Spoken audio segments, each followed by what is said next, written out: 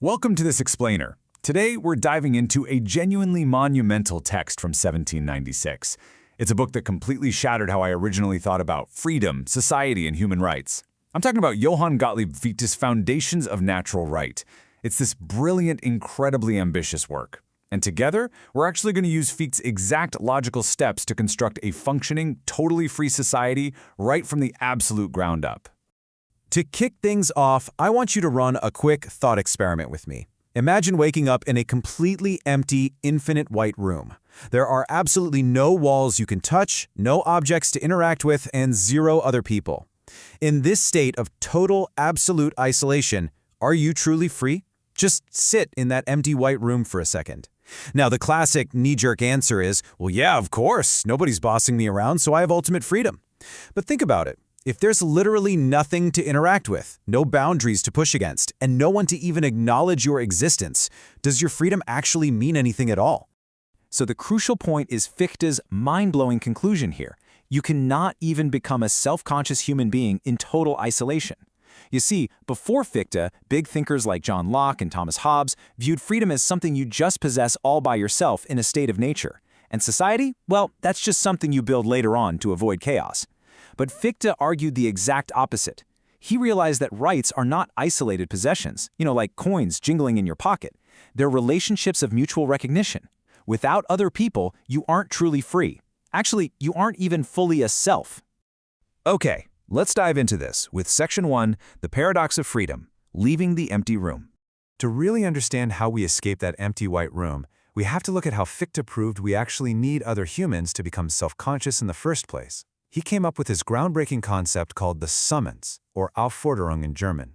Imagine someone looks you right in the eye and asks, "Hey, could you please pass the salt?" Notice what's happening there. They aren't grabbing your hand and forcing it to move like a puppet, right? By simply making a request, they're treating you as a rational, free agent who can understand them and, crucially, choose how to act. A physical object, like a falling rock, it can't present a choice to you. It just forces a physical reaction. Only another free being can limit their own action and call upon you to act freely. So this simple request forces you to realize you have a choice. Basically, your self-awareness is called forth from the outside in. And this brilliantly illustrates the concept of mutual recognition, or Anerkennung. You are only an I because someone else treated you like a you. It's a really stark contrast to René Descartes' famous, highly isolated statement, "I think, therefore I am." Fichte essentially updates this to, "We recognize each other, therefore I am." We absolutely require a plurality of human beings to awaken our own humanity. Which leads us directly to Fichte's core definition of legal right. It's basically the fundamental law of living together. Limit your freedom to allow for the freedom of everyone else. It isn't just some arbitrary rule made up by a king. It's the absolute necessary condition for free beings to coexist. If you expand your freedom so far that you trample on someone else's, you're treating them like an object. And by destroying their agency, you destroy the very social framework of mutual recognition that protects your own status as a free person. Now, you might be wondering, wait, is Fichte just telling us we all need to be morally good, selfless people for this to work? Well, actually, not exactly. And that brings us to Section 2, Law for Selfish Devils, the Pragmatic Turn. As we move into this pragmatic turn, we hit a pretty surprising realization. Fichte sharply separates basic morality from legal rights. Immanuel Kant argued that actions are morally good if they come from a pure internal intention. But Fichte says, look, nobody can look inside your heart to verify your internal goodness. Therefore, the law must be purely external. It only governs the physical space where our bodies interact. And this is absolutely crucial, because if a government tries to legislate your internal moral thoughts or force you to be a virtuous person, it immediately turns into a totalitarian nightmare. The law's one and only job is to protect our external sphere of physical freedom. So Fichte pushes this pragmatism to its absolute limit with a famous thought experiment. He asks, can a functioning just society exist among entirely selfish devils who have zero moral goodness in their hearts? His answer is a resounding yes. Think about it. Even a totally selfish devil realizes that if they murder and steal, others are going to do the exact same thing right back to them.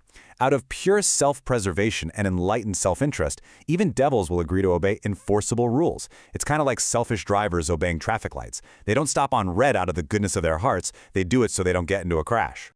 Let's move to Section 3 and see how this builds. Section 3, Property is an action, the body and beyond. If the law is meant to protect our external sphere of freedom, we have to define exactly what that physical sphere is. Well, the very first thing that belongs to you by natural right is your own physical body. Fichte calls this your original right. Your body isn't just a backpack you carry around. It's the direct physical manifestation of your will in the sensory world. It's literally the bridge between your internal freedom and the external universe. Because of this, any physical violence, imprisonment, or assault isn't just physical damage, it's a direct attack on your free agency itself. Now, what's really interesting about this next point is how Fichte completely flips the classical definition of property on its head. Thinkers like John Locke defined property around physical things. You know, if you chop wood and carve a chair, you owned that physical chair. But Fichte argues that property is not a thing. It is the exclusive right to perform an action. You don't necessarily own the literal dirt particles of a field all the way down to the Earth's core. You own the exclusive right to farm that field. And this leads to Fichte's shockingly modern claim. If property is the right to a sphere of activity, then the right to property intrinsically implies a right to work and actually sustain a living.